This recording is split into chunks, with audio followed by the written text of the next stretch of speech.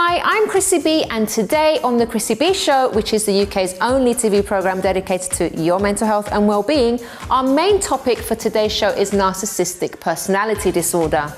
The hallmarks of NPD are grandiosity, a lack of empathy for other people, and a need for admiration, according to Psychology Today. People with this condition are frequently described as arrogant, self-centered, manipulative, and demanding. They may also concentrate on grandiose fantasies, e.g. their own success, beauty, and brilliance, and may be convinced that they deserve special treatment. These characteristics typically begin in early adulthood and must be consistently evident in multiple contexts, such as at work and in relationships. But here's what you're saying on Twitter about the matter. Mariam says, "Isn't it sad when you know who the narcissist is with now and that he is putting her through the same cycle? Yet you know she won't listen because she's still blinded by the sweet phase of the cycle and has smeared all others around him to her." Freedom from Narcissistic and Emotional Abuse say, narcissists will chastise us for anything they perceive as a weakness in us. Radix says, you might say a narcissist suffers from a narcissistic personality disorder, and yes, I agree, they do have a disorder, but in fact, they don't suffer from it. It's the people around them who are the ones that suffer from it.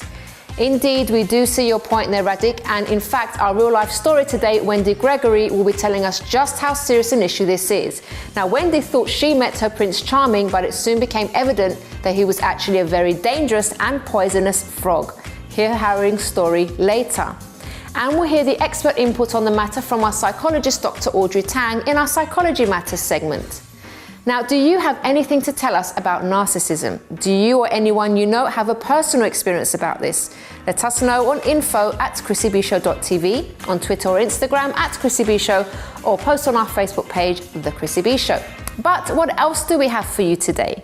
We'll also be welcoming back our resident autism correspondent, Jo-Ann Da Costa Manuel, and her daughter Sienna Manuel, who published her very first book teaching mainstream children about peers with autism. Now, we actually filmed the launch, which took place at Gatwick Hilton Hotel, and we'll be showing you that later on. Also on the show today, we have Helena Chard with this week's news, and also nutritionist Hannah Richards will be telling us about food that is healing, and Dr. Rob Hicks answers your medical questions.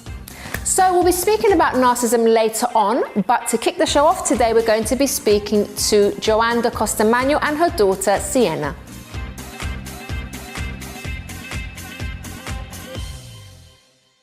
Welcome to the show, Sienna and Jo-Ann. How are you both? Very well, thank you. Lovely to have you both here. But before we speak to you both, let's take a look at your book launch first of all, shall we? Let's take a look.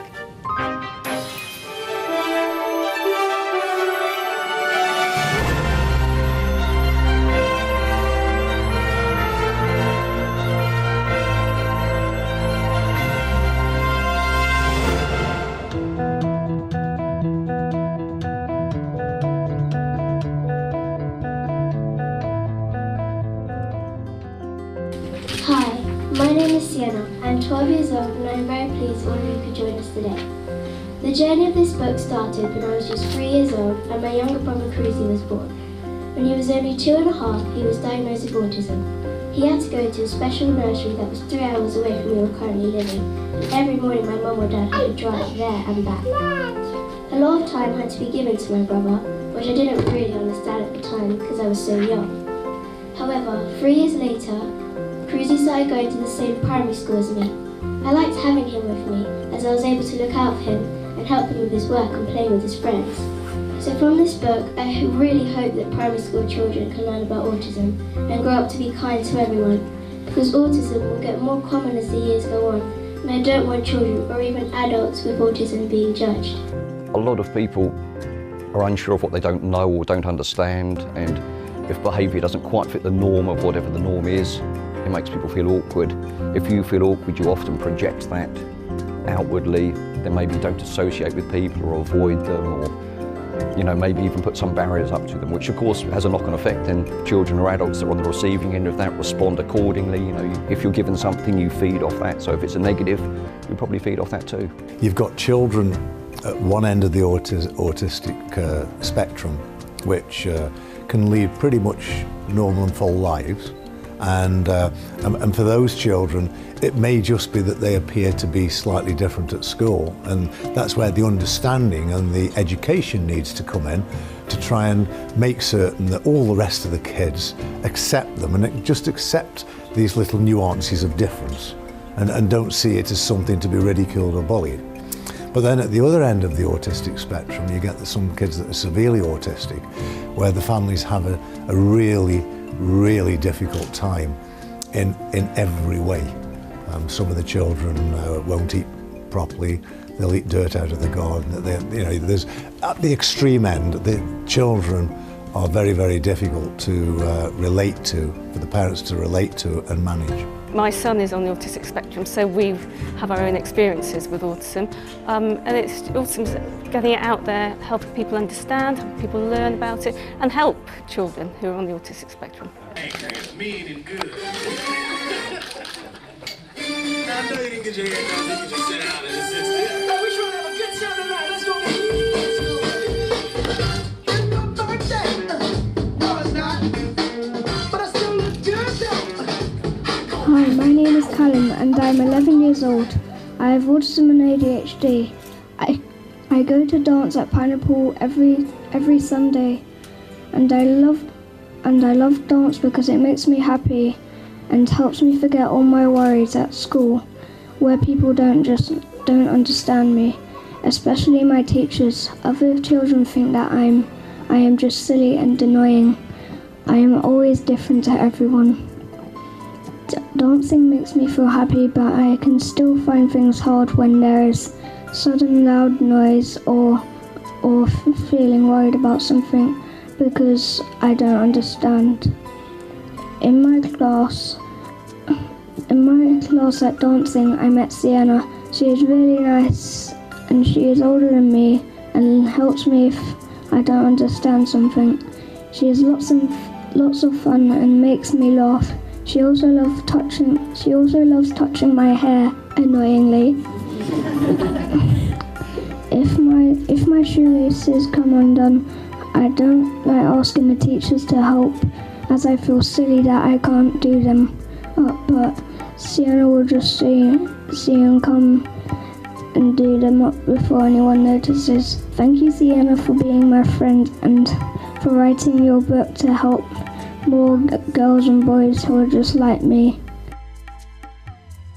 So 70% of children that are diagnosed with autism go to mainstream school. And statistics also show us that by the time they get to secondary school, 60% of them have reported that they have been bullied. And this is often due to their social differences, perhaps on the playground, not being able to articulate their words, and that's really difficult. No one really understands, unless you have a child with autism and you live with it, you don't understand the pressure that is often put on siblings. And they really are the unsung heroes. And she represents the next generation. So thank you to Sienna for writing this book and for leading the way forward. Sienna, congratulations on your book. How did it feel doing that book launch? Oh, I was really excited because I wanted this message from the book to come out for a long time now, and Amazing. Finally I get to spread the word. So why did you think it was so important to write this book? Because loads of my brother's friends don't really know that my brother has autism, and I wanted to teach them about autism because sometimes my brother can have a few breakdowns out and about, and some people might not know, and I just wanted them to be aware of it because probably like in the future autism will become more of a common thing, and I don't want people judging other people, not knowing about their background. I want people to think actually they might have something like a disability and I'm going to respect them for that. Definitely. I mean, has it been quite difficult for you sometimes as a sister to maybe see your brother judged or other people with autism? Yeah, sometimes, and it's like it sometimes be quite hard because I don't know what to do in a situation. I would sort of just stand back and not glance at there here and there and not know what to do because he's just having a tantrum. So yeah, okay. And it's actually good that you have written this to raise this awareness, because it's true. Sometimes, Jo-Ann, I'm sure you can put some input here.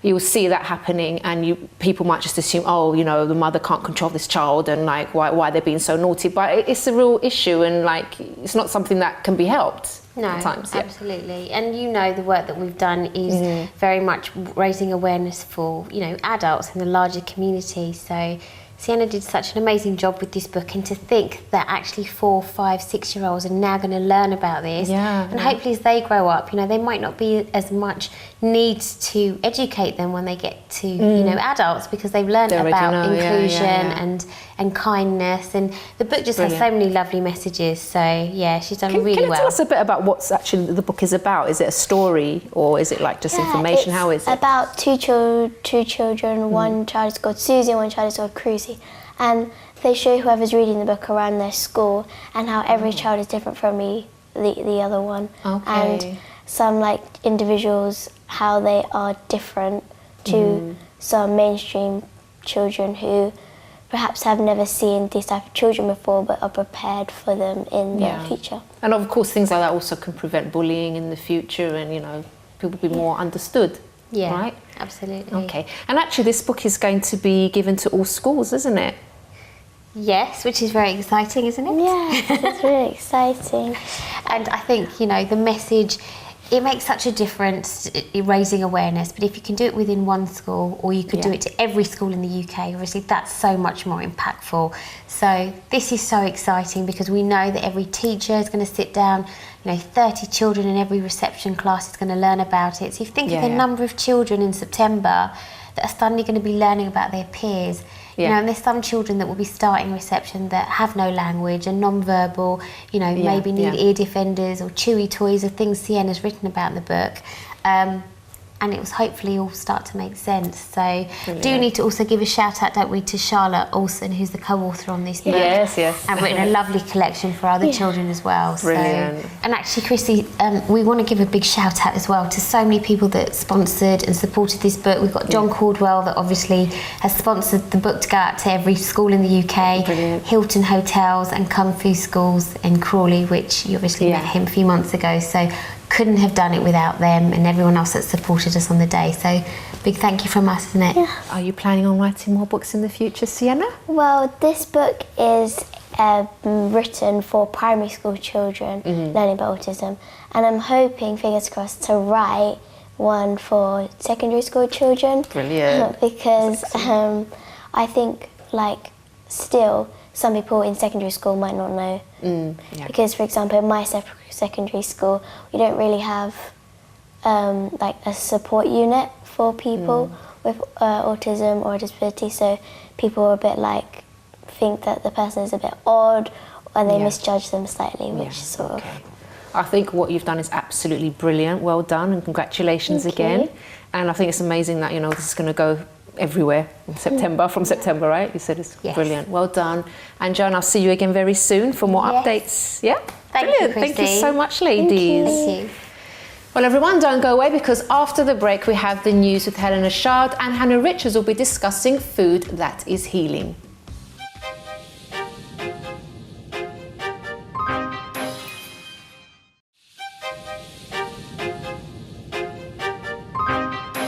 Welcome back to the Chrissy B Show, everyone, your program for things related to mental health and well-being. So now it's time to talk about foods and healing. And today we have with us Hannah Richards. You'll know her and love her, and she's here not with a recipe but to talk us through some really important things. So Hannah, welcome back to the show. Hi, Chrissy. It's lovely to have you on. So this is something that you actually specialise in, healing foods. Can you tell us what foods are they and why they're important? Yeah, sure. I think, well, I'm going to really talk about the healing foods that are really good for our gut, and our gut's really vogue at the moment. You can't really go anywhere at the moment, can you, without someone saying, oh, eat this or drink this, it will increase your gut health. And I think the main point to make is that with all this new information and research coming out, that it's really highlighted the relationship between the gut and the brain.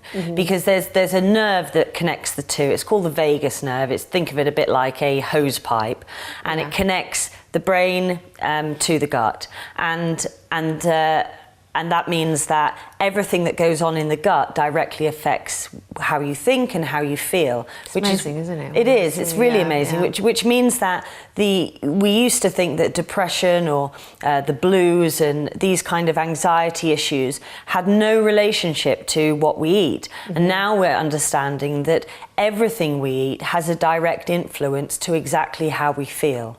And so there are foods that create health, create good bacteria, and we've all heard of the term at the moment, I'm sure, the microbiome.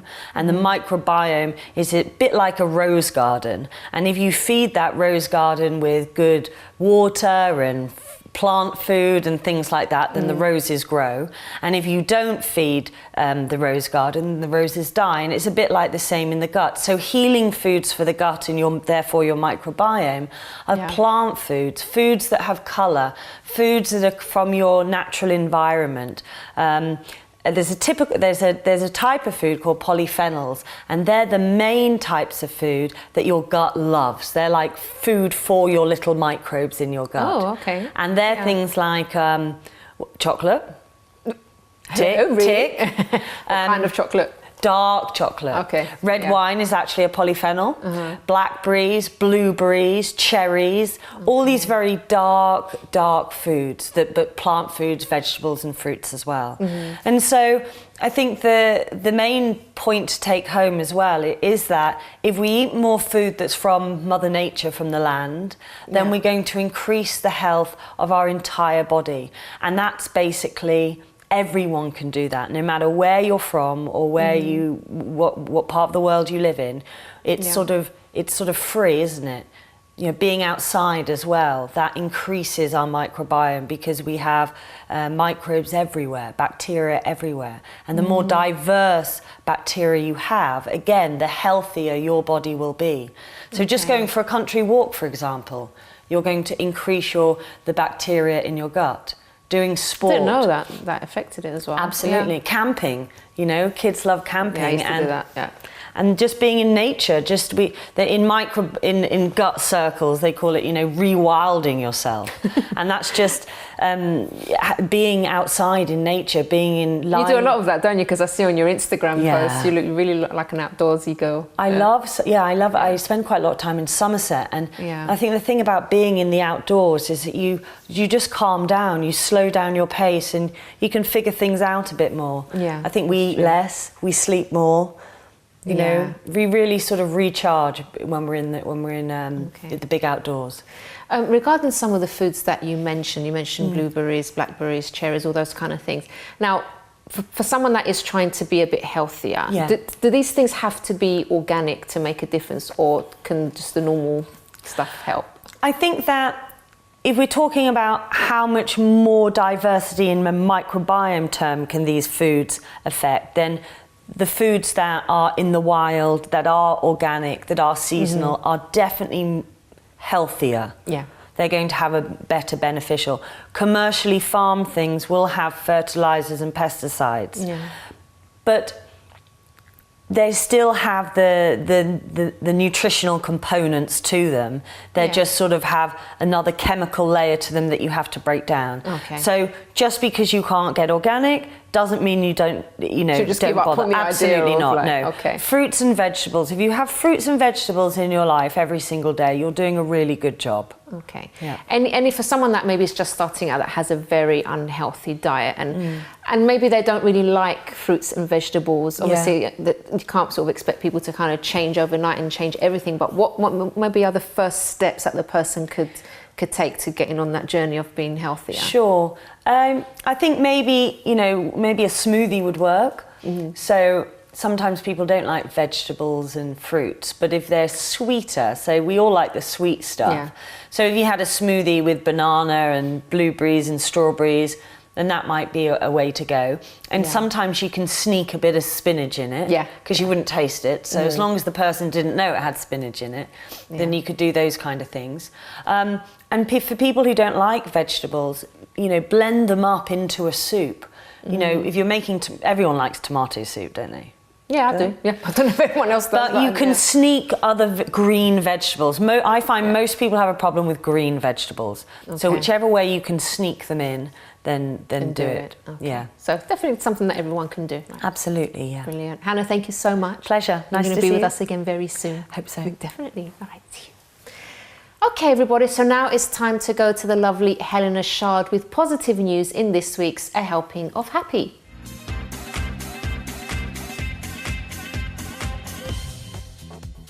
Welcome to the show, Helena. Thank you, Chrissy. So your research must have been quite interesting for this subject. It was very interesting. I have to say, doing the whole topic of Yeah. narcissism was such an eye-opener. Really? Goodness me, completely, really.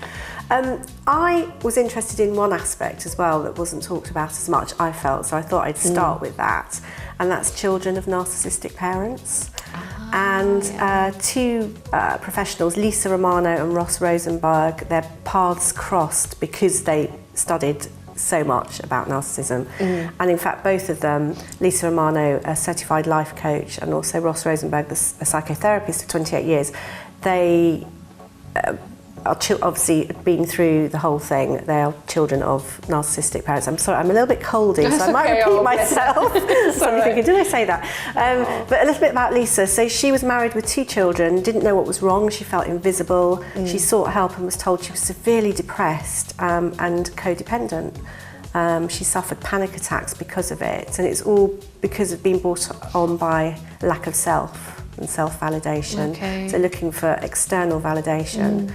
And that's all because of her narcissistic parents. And also with Ross, again, even though as a psychotherapist for 28 years, he married 2 wives. Both his wives were narcissistic. Joking, oh God. He then he's very happily married now. Good. But it was like this pattern. And he was saying, what's wrong with me? I'm a psychotherapist. So, I mean, it's so easy to be sucked in. It can happen to anyone, really. Sometimes if you don't catch the signs early on. Yeah, completely. But he's very well known for his book called The Human Magnet Syndrome, Why We Love People Who Hurt Us, which is a really, really interesting book. But they both went through therapy and self-healing, and as a result, they're brilliant teachers and help people understand why they feel broken and help them change. So it's really, really lovely listening to. There's lots of stuff about them on YouTube, so very exciting. Moving on to, I love stories. Well, we all love stories, positive stories of courage and kindness. So I just want to talk about Angie Demuros, tell a little bit about her story. And she spreads love, basically. She's a really, really lovely lady. She's got 3 sons, Dominic, Nicholas and Michael. She's been drawing ever since she was capable of holding a pencil. She sort of equates it to breathing, so she's always been such a good artist. And she relied on her artistic gift to get her through difficult situations. She was bullied when she was a child, and she coped with ADHD, and she felt quite strange. Her parents wanted her to sort of conform, and she was going from school to school and everything, but she actually felt quite comfortable in her own skin in a way. And she accepted and embraced herself and felt quite beautiful, which is lovely, isn't it? Considering people are trying to make you conform. In 2012, her son Michael was diagnosed with ADHD and Asperger's actually, and so she started writing and drawing for children, and she's got 7 international books. Oh wow, 7, amazing. And she's also the creator of a comic strip called Life with Mr. M, and it's all about her and her son Michael, and it's very well known in lots of magazines of autism, so it's great. So she uses her art as a platform for good and to educate people. Brilliant. And also, I think the twist on this, and it was comparing it to the first story, is that Michael has been taught that he's limitless and he can achieve absolutely anything, and that he's just beautiful the way he is, and that's all because of his special mum, which is lovely, I think. Time for one more quick one. So everybody deserves the right to unconditional love. Again, it's something. So Borrow My Doggy is an app. It's actually an American app. I think it's something over here is similar as well, but it lets you borrow someone else's dog. Something very simple. Lets you take them for walks, dogs for walks, short-term stays, and just get some much-needed company. Oh, that's nice. And the co-founder, Ricky Rosenlund, she used to babysit her neighbour's dog, and she realised actually lots of people could do with people looking after their dogs. And more importantly, lots of people could do with the love that you get from dogs. So she set up this scheme, and it's going incredibly well. It helps both sides, doesn't it? That's a really good idea. It does. As long as they're trustworthy, because, you know, giving your dog to someone is like, it's a big deal, isn't it? But I think there are some things that go on. Yeah, they probably checking vet things. everything. So that's a very simple little one Thank you. to finish on. Helena, thank you so much, and we shall see you Thank again very next much. week. Absolutely. Thank you. Well, everyone, after the break, we have joining us our medical expert, Dr. Rob Hicks, who's going to be answering your medical questions, including this one, which is a very, I think, common question and very interesting. Can you have an allergy and a cold at the same time? How can you tell which is which? Well, Rob's going to tell us right after this break.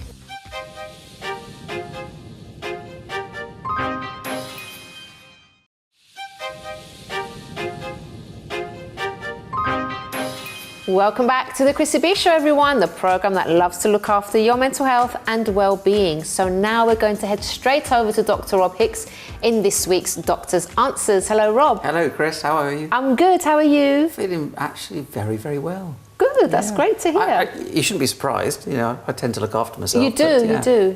That's very good. Now, what email address should the viewers contact you Oh, on? I've been rehearsing this. Good. So send me your questions, please, to doctor@chrissybshow.tv. Wonderful. So shall we start with the first one? Yeah, let's fire away. Brilliant. So this viewer is asking, why do my hands stiffen up? I am a 23-year-old woman and I've noticed for the last couple of months that when I'm writing or typing, my fingers stiffen up. If I try and wiggle them, they loosen up and I'm fine. There's no pain or anything, just the stiffness. My mum thinks it could be carpal tunnel. Okay. This is, there's quite a pattern to this, isn't there? I mean, what I'm hearing from this viewer is that she's overusing the fingers without warming them up. It could be carpal tunnel, but it doesn't sound typically like carpal tunnel syndrome. This is where one of the nerves that passes through the wrist is called the median nerve. It goes through a little tunnel and it gets pressure on it. So although stiffness is a possible symptom, usually you get pain, you get numbness, you might get some tingling, you might get some weakness when it is carpal tunnel. And it particularly affects the palm of the hand, the thumb, the index finger, the middle finger, and half of the ring finger. So you get very, very characteristic symptoms with carpal tunnel, and just stiffness that goes away when you flex them or rub them doesn't typically sound like it.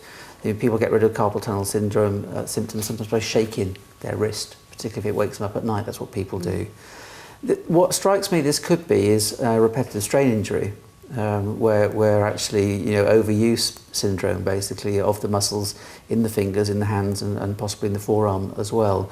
So if that's a likely case, the sort of thing you can do is have your workstation assessed. You can think about your posture. You might try wearing wrist splints. Painkillers and anti-inflammatories can help. But again, before doing those things, you ought to have it checked out by a doctor to find out exactly what's going on. It could be actually that you're tense or you're stressed, and so you're gripping the pen too hard or you're typing too hard, and that can cause those sorts of symptoms. Or it could actually, with the stiffness, be an inflammation condition, which is so that's when you're using the joints and the muscles, the inflammation is causing that stiffness, that discomfort for you. But get it checked out.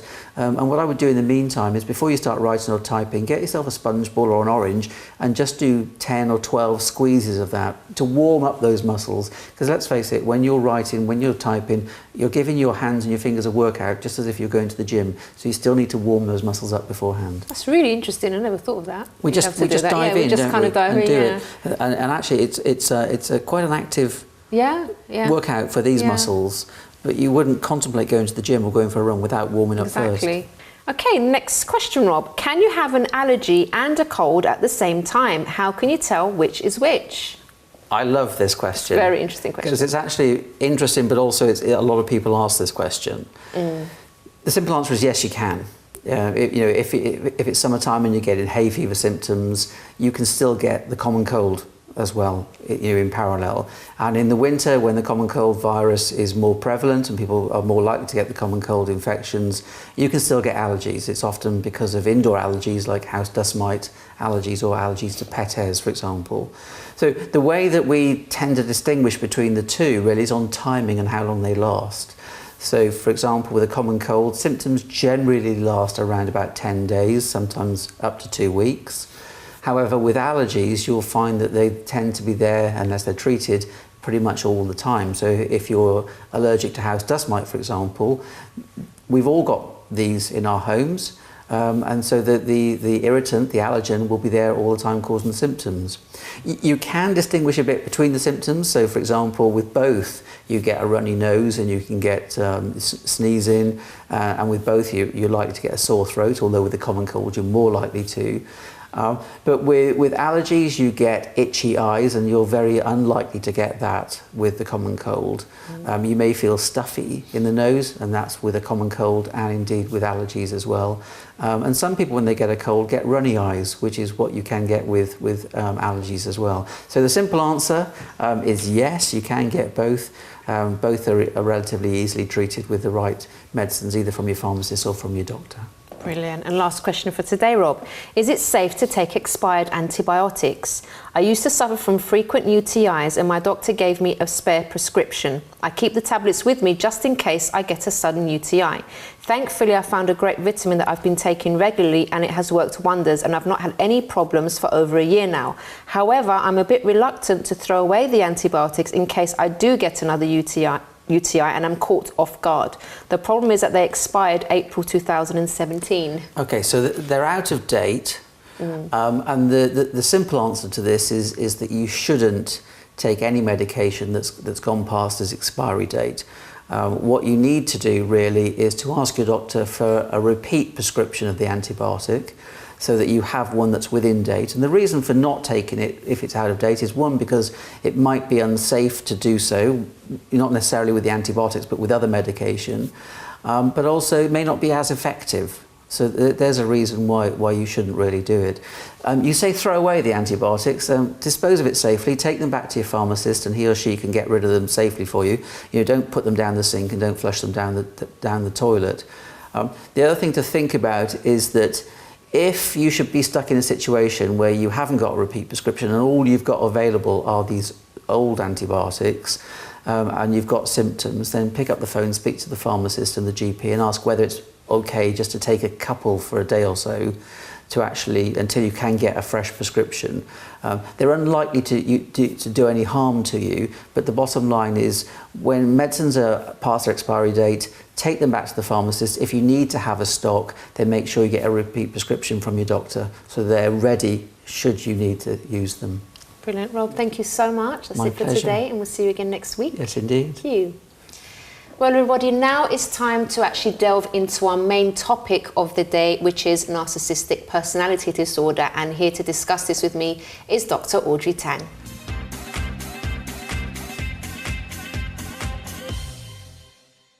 Welcome to the show, Audrey. Thanks for having me, Chrissy. Now, just before we talk about narcissistic personality disorder, I just wanted to read this comment from Kate Davies, who commented on one of our shows that we did about dyspraxia. I don't know if you remember. Yes. So she commented on our YouTube channel. She said, great program on dyspraxia and the other Ds. Dr. Audrey Tang made some really relevant and useful comments. I am pleased that there seems to be a growing focus on these lifelong differences and difficulties. And guys, actually, we really love getting your comments. So if you'd like to let us know what you think about the shows, please do email us on info@chrissybshow.tv.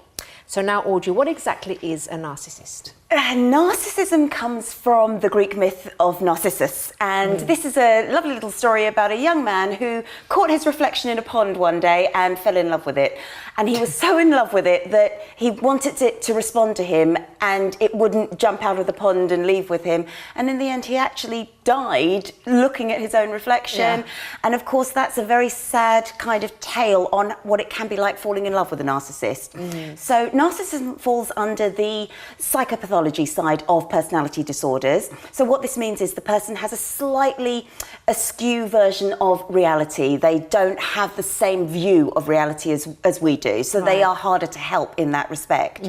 Some of the symptoms involve a very strong sense of their own importance, often a disregard of the feelings of other people, the thought that sometimes other people are envious of them or that they are envious of other people, a need to be treated with special care and attention, a need for attention the whole time, and all of this is unreasonable. Yeah. I mean, if you've got somebody who's incredibly famous, then of course they may behave in that way just because they have perhaps earned it. Yeah. But for the narcissist, it's just an inflated belief of their own importance. How does one actually get to be like that in the first place? Is it something from childhood? Is it something that happens to the person? What do you think? This is quite a difficult one, and it's the same with most psychopathologies, unfortunately. There was likely to be a biopsycho and a social cause. So what this means is there may be something genetically inherited, but that might be something more like impulsivity. It may not be narcissism itself.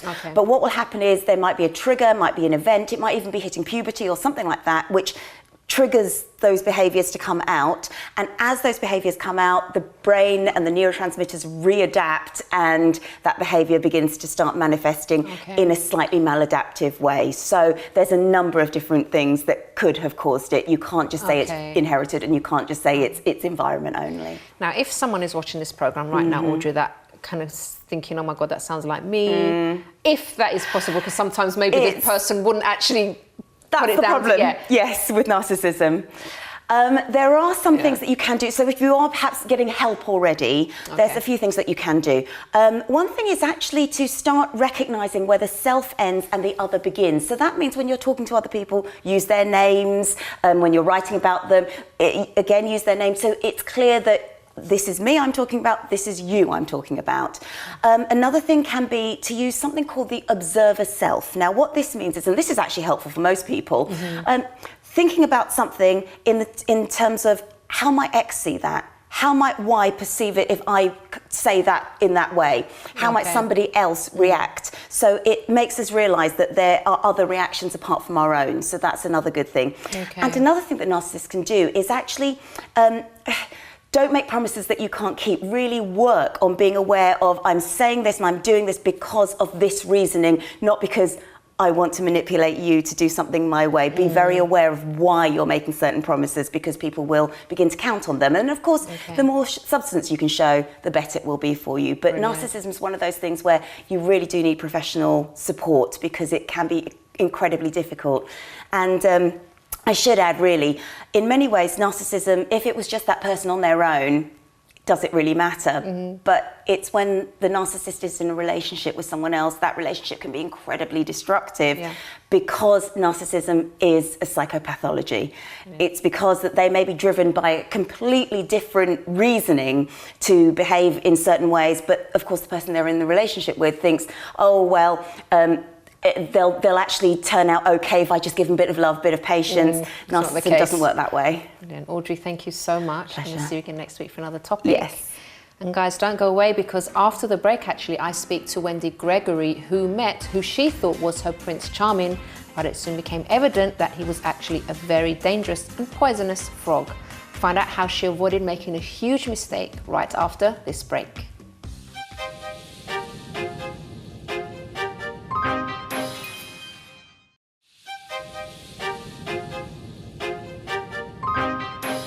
Welcome back to the Chrissy B Show, everyone, where we are now going to have a true story about narcissistic personality disorder. I'd like to welcome on Wendy Gregory. Welcome to the show, Wendy. Hi, Chrissy.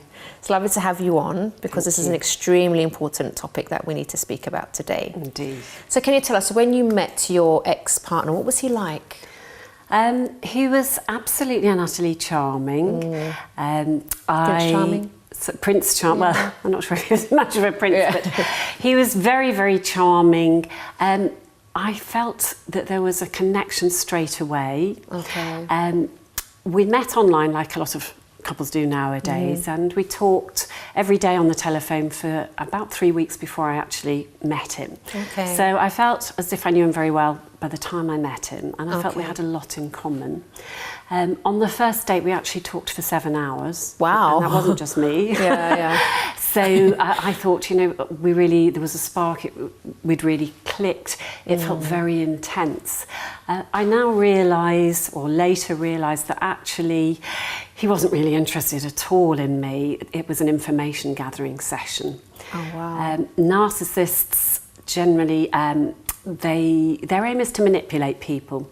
So the more information they have about you, the better able they are to manipulate you to gain things for themselves, achieve their own aims, or do whatever. And there's you thinking, oh, you know, he's so interested in me, this is lovely that he's finding out all these things about me, when it was actually just a plot, really. Absolutely, but it takes so long for that realisation to kick in. And I think also, the time I met him, I had not that long ago ended a very long-term relationship. So I was quite vulnerable at the time.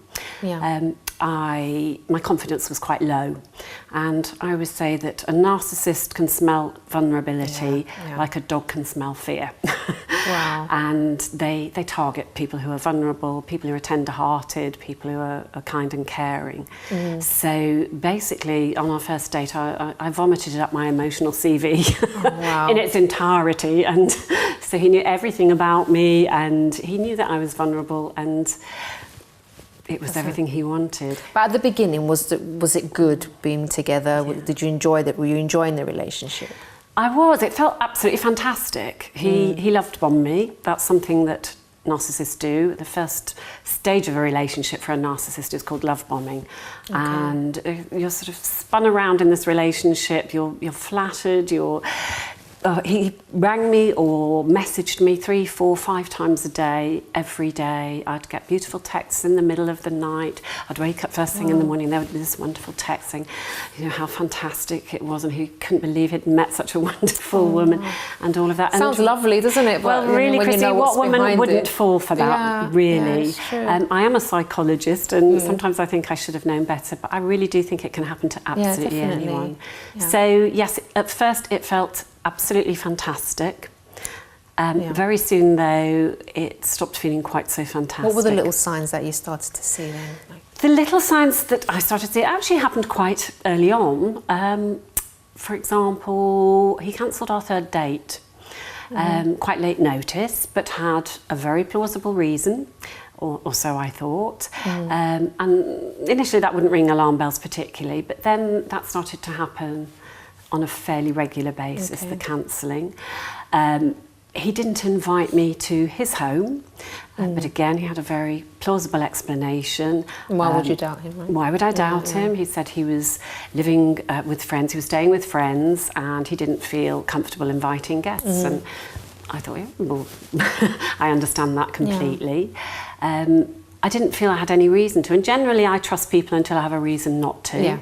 But that has come back to bite me in the bum big time with this one. So, yeah, there were signs early on, but I think I became emotionally invested in the relationship very, very early, too early. It was very intense at the start, extremely intense. And as I said, he loved on me so much that I didn't ever really get time to stop and think what's happening, what is happening here. Another tactic, Yeah, it is another tactic, absolutely that. When did things start to get really bad then? Things started to get really bad probably after around 4 or 5 months.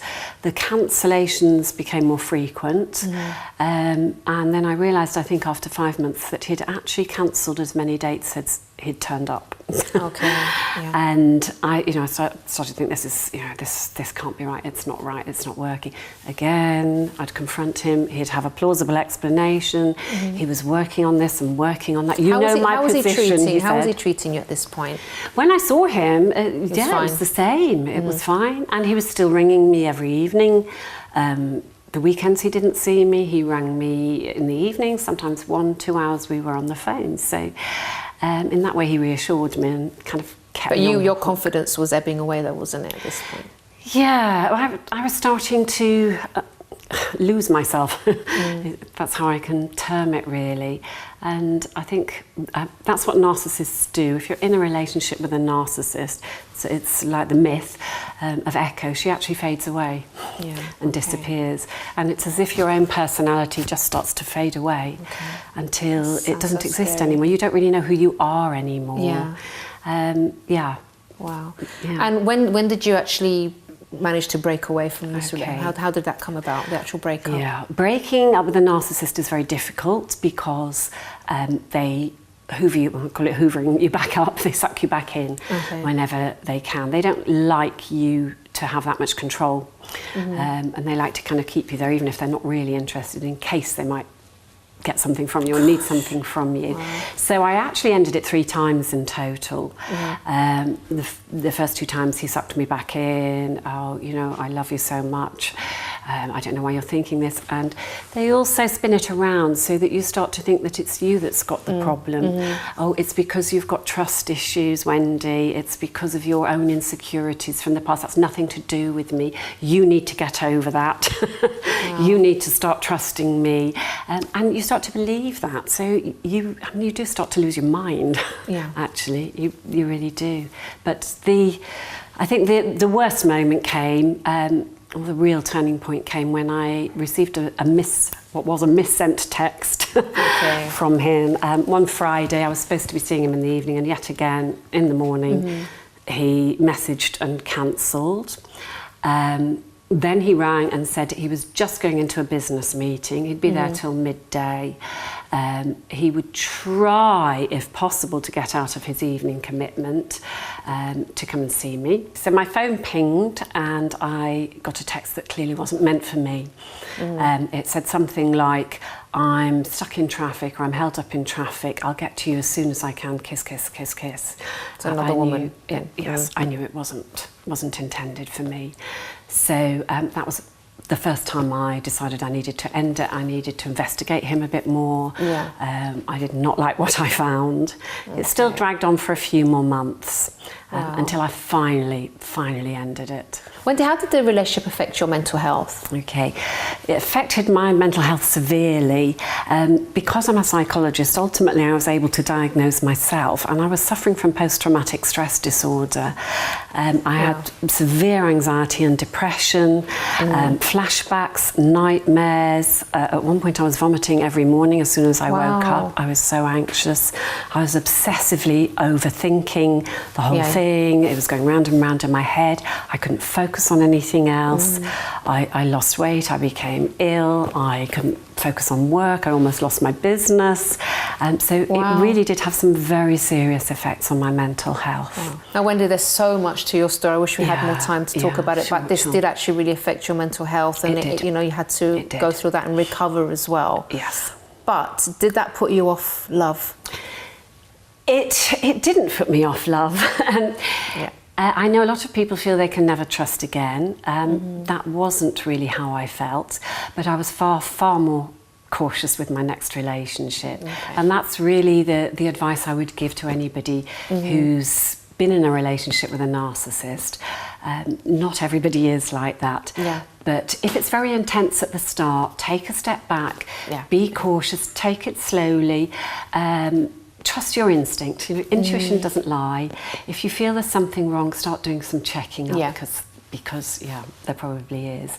The late Maya Angelou, who I think was a wonderfully wise woman, said, when somebody shows you who they truly are, believe them the first time. And I would absolutely agree with that. And I didn't believe it the first time because I didn't want to believe it. So tell us about your new relationship. My new relationship it is lovely. It didn't start off intense at all. It was what I call a slow burner. It was a very gradual build-up of trust and my new partner. It was friendship, and my new partner is a very patient man. He listened to me endlessly crying about what had happened to me and how I'd been betrayed and everything else, and was just comforting and reassuring. And the future's bright, as the advert He sounds absolutely lovely. It is. Brilliant. But I would like to say before we finish today that anybody who is going through this or has just ended a relationship with a narcissist, please don't blame yourself for this. Don't think it's your fault. It isn't your fault, and don't think that you can fix it, because you can't. No matter how many times you go back to that person, they're just going to do the same thing again. They never change.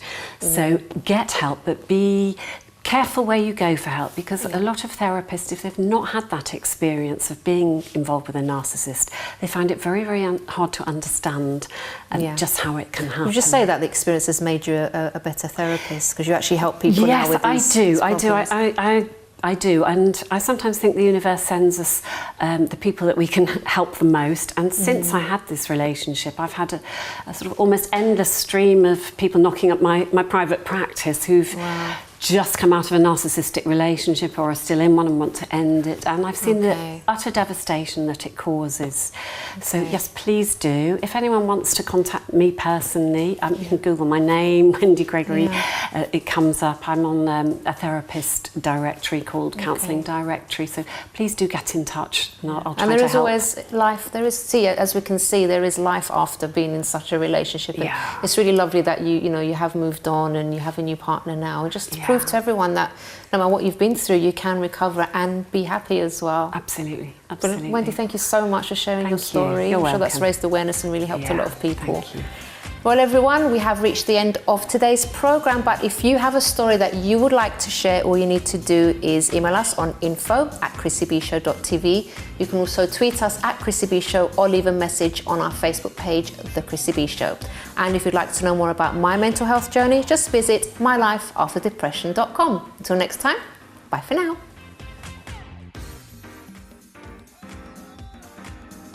The way that we distinguish generally is with the common cold, symptoms usually last somewhere between 7 to 10 days, sometimes up to 2 weeks. I'm so sorry. Saved by the Bell. I have no idea why that is on. Aga, forgive me, I'm so sorry. That's for me to book my gym class. And to warm up beforehand. I'm so sorry. So next week on Smartphone Basic Usage, we'll be discussing how to switch the phone off during a live broadcast. Okay.